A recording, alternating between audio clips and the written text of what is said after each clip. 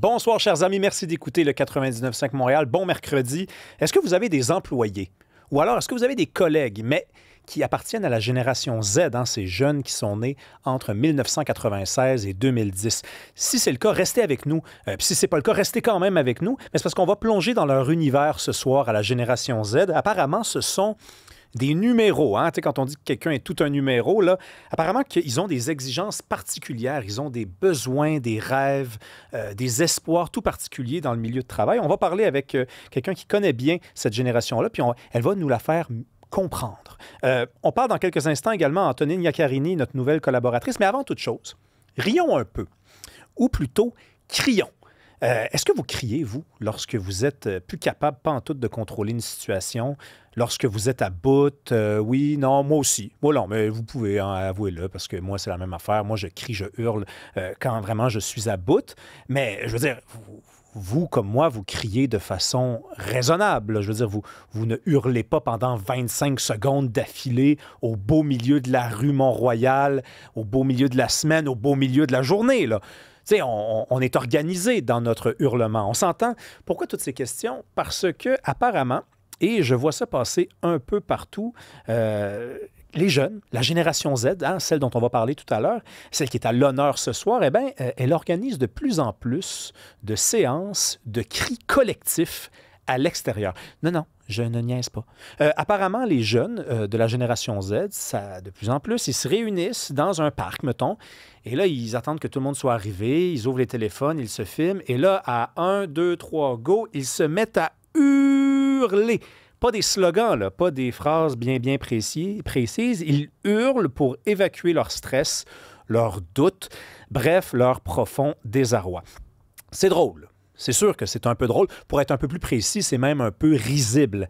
Mais s'il y avait un sens derrière ça, des fois, il faut fouiller, des fois, c'est un peu mon travail. C'est parce que je pense à nous. Je pense à chacun d'entre nous qui crie constamment. On a tous déjà fait ça. On s'est enfermé dans notre chambre, puis on a rendu sourd notre oreiller parce que la journée ne s'était pas déroulée comme prévu. Je me dis que ces jeunes-là qui s'organisent pour crier collectivement, peut-être que c'est un peu comme nous, là. Peut-être qu'ils lancent un cri d'alarme. Pourquoi on crie dans la vie? Posez-vous cette question-là. On hurle quand on n'est plus capable de trouver les mots. On hurle quand notre tête n'est plus capable de faire de l'ordre. On hurle, sinon, avouons-le, même si ça fait un peu mal, quand on n'a plus rien à dire. Quand on hurle, quand on n'a plus rien à dire. Peut-être que cette génération-là se cherche quelque chose à dire. Peut-être qu'elle se cherche un projet collectif. Leurs parents voulaient des chalets, voulaient des REER, voulaient des CELI, des CELIAP. Peut-être que cette génération-là, en dessous d'eux, ils veulent quelque chose, disons, d'un peu plus collectif, là. Alors, ils crient à l'aide ou ils crient qu'ils existent ou alors qu'ils sont disponibles, là, vraiment. Là, on peut les appeler pour un projet de société. Je ne sais même pas si je suis plein d'espoir ce soir en retenant la dernière option ou bien si je suis sarcastique. L'automne est arrivé. Mon humeur est vagabonde, mais s'il y a une chose qui est certaine, c'est que je suis très heureux de vous retrouver encore ce soir. Dans quelques minutes, on parle justement de ces jeunes-là. On va essayer de les comprendre.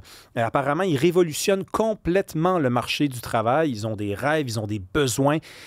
Ils veulent être écoutés. Ils ne veulent pas juste travailler. On parle également de fessées et de violences psychologiques subies par les enfants parce que depuis 25 ans, c'est en chute libre complètement. Évidemment, la tentation est forte et je vous comprends de retenir de ça que c'est une très, très bonne nouvelle, mais j'ai envie qu'on pousse la discussion un peu plus loin. On parle également à Antonine Iaccarini du dernier sondage Somme qui est très, très, très pénible pour François Legault. Là, il y a à peu près tout le monde veut qu'il s'en aille, si ce n'est pas avant la dernière élection, à la prochaine élection. On parle également à Georges Mercier d'intelligence artificielle parce que, sorti ce matin, assez forte de centaines de personnalités publiques contre la super intelligence artificielle. Pour être bien sûr, vous allez rester jusqu'à la fin. Je vous lance cette question-là. Est-ce que ça se pourrait que, comme espèce, l'humain soit tenté, grâce à l'intelligence artificielle, à engendrer sa propre disparition? Ouh, grosse question. Allez, on part ça.